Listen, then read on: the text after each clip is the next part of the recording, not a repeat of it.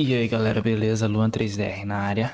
Antes de começar o vídeo, eu quero pedir para vocês que deixem o like, se inscreva se você não é inscrito. Eu vi que tem muita gente que tá assistindo os vídeos do canal, mas não é inscrito. Então se você gosta desse tipo de conteúdo, por favor se inscreva. E na descrição eu tô deixando uma árvore de links, onde tem os links das minhas redes sociais. E também tem um link para um grupo no WhatsApp. Se você se interessa, a comunidade lá é muito legal. Então tô deixando o link aí na descrição. Nesse vídeo eu quero falar um pouco sobre como você pode estar obtendo as renderizações externas melhores e também mostrando o meu processo para obter renderizações mais realistas. Eu já estou com a modelagem pronta. Primeira coisa que iremos falar é sobre a câmera. Um ponto muito importante da câmera é não deixar as linhas verticais tortas, principalmente em arquitetura. Se você deixa as linhas verticais tortas, isso vai causar uma estranheza para o olho humano. O cérebro humano tem causa muita estranheza no cérebro humano você tanto deixar o horizonte torto, quanto em arquitetura deixar as linhas verticais tortas. Aí eu estou fazendo um comparativo da câmera com 50mm e com a câmera de 22mm, porque a de 50mm você não deixa a arquitetura tão imponente. Aí eu estou deixando o eixo X em 90 graus para evitar que as minhas linhas verticais fiquem tortas. Sempre deixo o eixo X em 90 graus.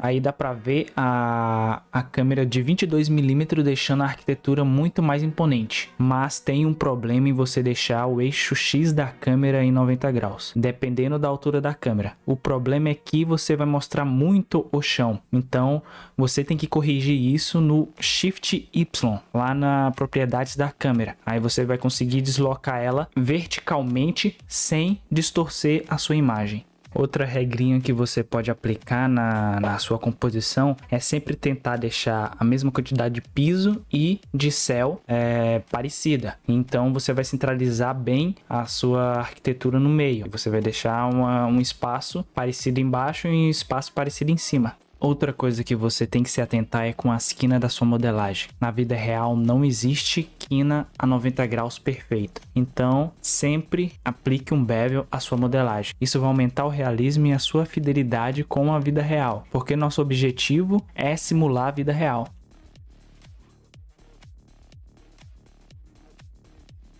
Outra coisa que é muito importante na hora de você fazer qualquer render, seja externo ou interno, é a escolha de boas texturas. E o que eu indico é que você pode pegar as texturas da Quixel. As texturas da Quixel você consegue pegar de graça se você tem uma conta Epic. Eu não sei se necessariamente você precisa da Unreal Engine. E se você não for pegar as texturas na Quixel, sempre opte por textura PBR. O que é as texturas PBR? É as texturas fisicamente corretas. Ela tenta simular como aquele material iria se comportar na vida real. E para fazer isso, ele usa de diversos mapas, tanto mapa de cor, de roughness e o mapa de deslocamento, que é para você fazer a rugosidade.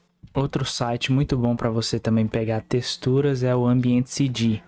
E aqui você tem diversas categorias que você pode usar em diversos projetos, não só para exteriores, mas também para interiores. Aqui, quando você baixa ele vem os 4 mapas. Tem vez que vem um quinto mapa que é de Ambient Occluser, mas basicamente vem a cor, rugosidade e o deslocamento. Aqui eu vou mostrar bem rapidamente como que você configura. Então você vai ligar a sua cor no Base Color e o Roughness no Roughness, você já vê aí que ele muda. E o Normal Map, ele precisa ser convertido, então você vai lá em Vector, Normal Map e liga lá no Normal do Node principal do Blender. E todos esses mapas que não sejam cor, você tem que selecionar o No Color. Já o Displacements, você liga ele na saída de Displacements. Ele também tem um node para você controlar a força e também o deslocamento.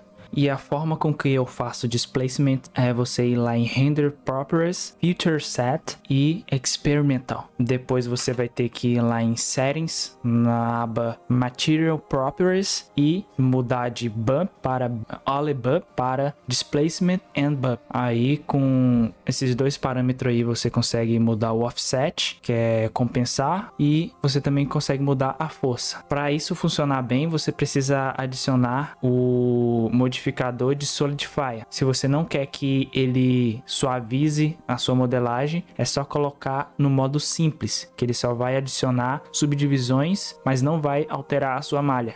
Antes de você aplicar qualquer textura no seu objeto, você primeiro precisa fazer o mapeamento UV. Eu já fiz o mapeamento UV de todos os meus objetos. Uma coisa que você tem que se atentar é na repetição da textura. Ela não pode ficar muito repetitiva, senão vai saltar aos olhos. Uma coisa que eu fiz especificamente nessa cena foi um mix de mapping. Eu peguei um map, dupliquei e alterei um pouquinho um do outro, e assim eu mesclei as duas com Noise Texture.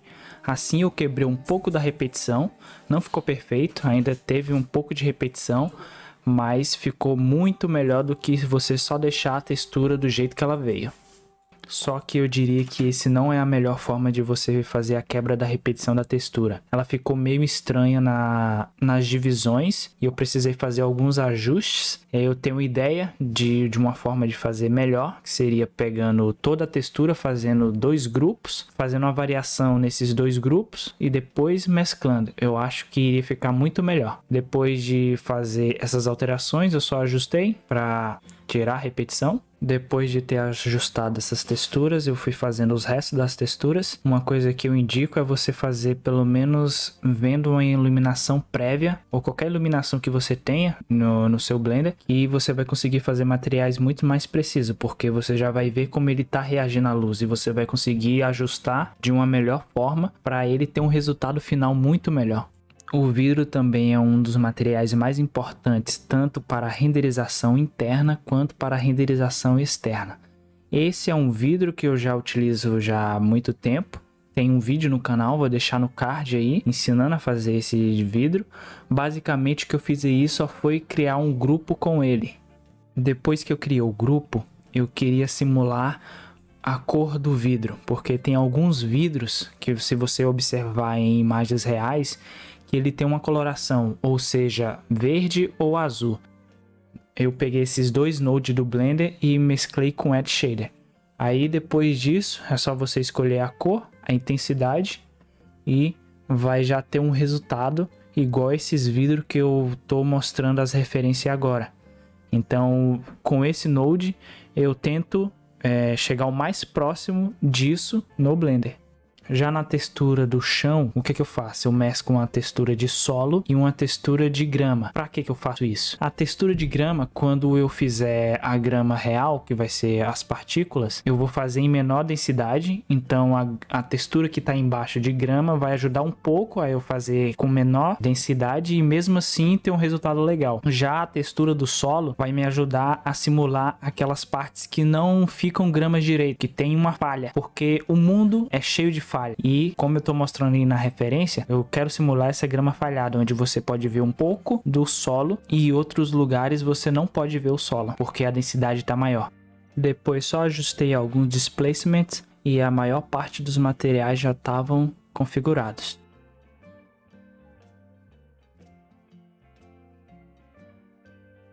Agora chegamos na melhor parte, a iluminação. Eu vou usar o HDR Easy, eu já ensinei a usar esse plugin, tá no vídeo 2 de como fazer uma boa iluminação, vou deixar aqui no card. E também vou deixar esse HDR que eu estou utilizando nessa cena para download, para você usar nas suas cenas. Basicamente a dica que eu tenho para você é equilíbrio. Sempre busque uma rotação do sol, onde você tem uma boa quantidade de luz, mas também tem uma boa quantidade de sombra. Nem luz demais, nem sombra demais, porque você você tem que trazer o volume para a sua cena. E o que traz volume para a sua cena é o contraste entre a luz e a sombra. Então sempre busque um meio termo entre esses dois. Isso para mim é o ideal para você ter uma boa iluminação em externas. Aí eu tô deixando um comparativo entre os três, entre uma iluminação com muita luz, outra com muita sombra e a iluminação que eu escolhi para essa cena. Lembrando que essa dica só vale para iluminação diurna com sol forte.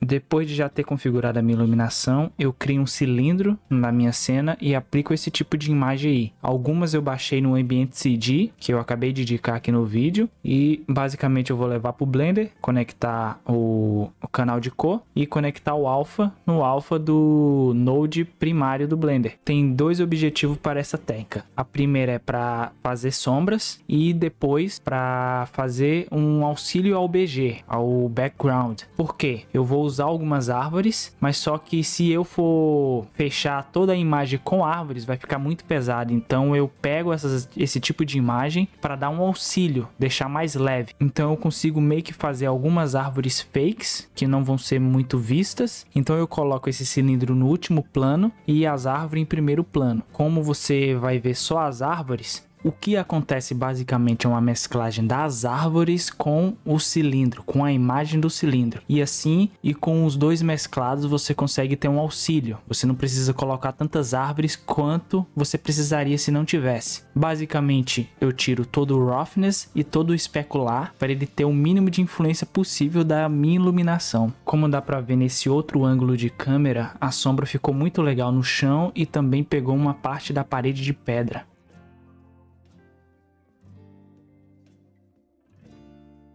Para as minhas árvores, eu vou usar um addon chamado Vegetation. Ele está na versão 3 e lá tem muitas opções de árvores. Você consegue tanto mudar a cor, tamanho, variar essas coisas. Tem como você também colocar pedras. Então, é um plugin muito legal. Basicamente, o que você precisa fazer é só instalar. Você escolhe a sua árvore e você vai escolher o modo que você vai adicionar ela. Se é no centro da imagem ou a partir do cursor. Eu vou deixar o link desse addon aqui na descrição. Se você trabalha com isso e quiser comprar, compra pelo meu link. Além de você não pagar nada mais por isso, você ainda pode me ajudar. Tem animação, você consegue colocar e animar. Caso você trabalhe com animação, ganhe dinheiro com isso. É um ótimo investimento. Vou mostrar aí na tela uma simples animação que eles fizeram usando esse plugin. Então fica aí a dica.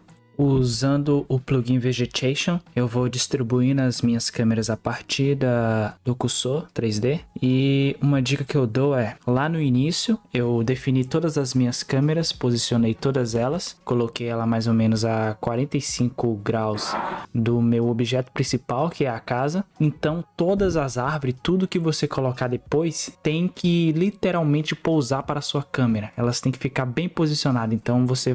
Então, a dica que eu dou, vai na visão da sua câmera e começa a posicionar os objetos para que eles fiquem bem posicionados a partir da sua câmera. Você vai ter que fazer tudo a partir da câmera para no final da renderização você ter uma renderização bem legal. Mesmo que não fique muito coerente na viewport, o importante é ele ficar coerente nas câmeras. Depois de já ter posicionado algumas árvores, eu também posicionei alguns arbustos e também vou colocar alguns arbustos que eu peguei da Quixel, que são scanner, então eles são escaneados. Como você pode ver aí, muita qualidade. Então eu super indico você também a usar vegetação da Quixel.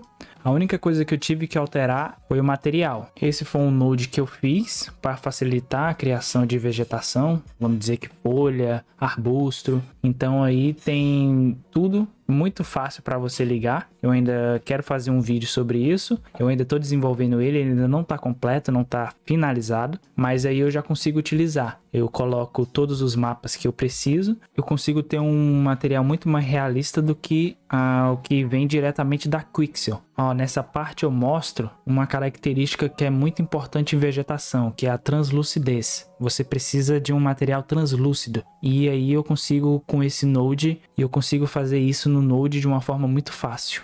Na tela está aparecendo o que é o efeito de translucidez. E eu vou colocar aí agora para você que não tem o Node, um esqueminha de como você montar o seu material de vegetação. Você só tem que se atentar que se você já tem a textura de translucidez, você não precisa usar o Hue Value Saturation. O Hue Value Saturation é só para caso você não tenha. Você pega a sua imagem e dá uma clareada nela. E o transparente também varia muito.